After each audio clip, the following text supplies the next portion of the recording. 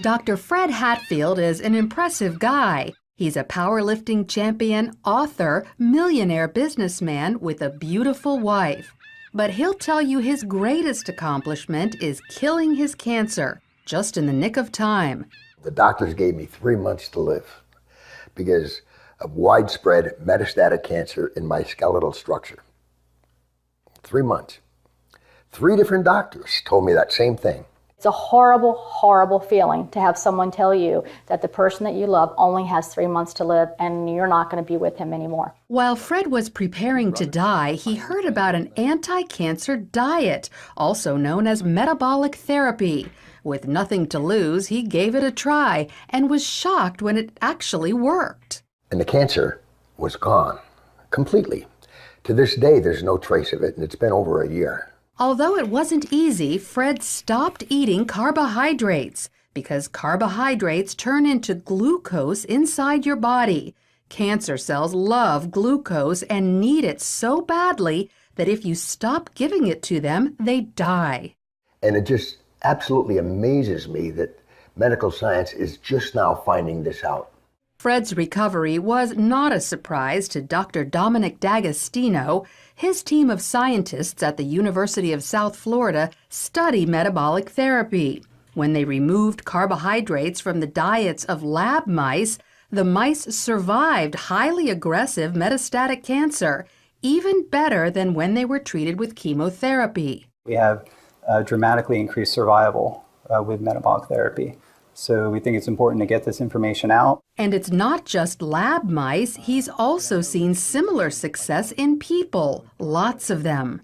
I've been in correspondence with a number of people, probably at least a dozen people, and over the last 1.5 to 2 years, and all of them are still alive, so despite the odds. And so this is very encouraging. All cells, including cancer cells, are fueled by glucose.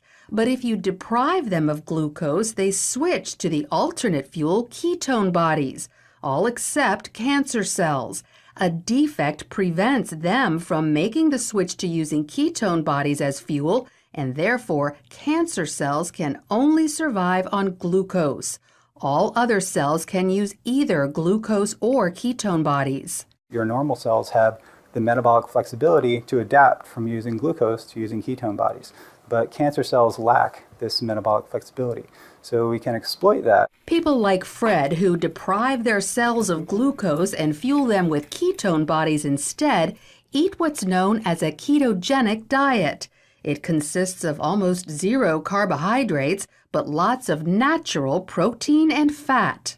You can go online and there's just cookbooks and, it's clean eating, just very clean eating. None of the sugars, the salts, the trash food.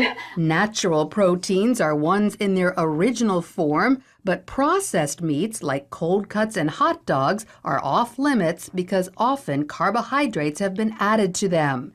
Natural fats are in their original form, like olive oil, avocados, nuts, and also coconut oil.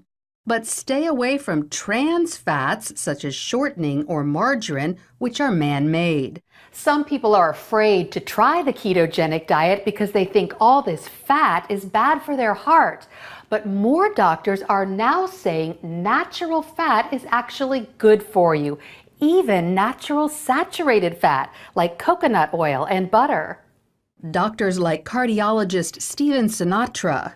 Is cholesterol the major cause of heart disease?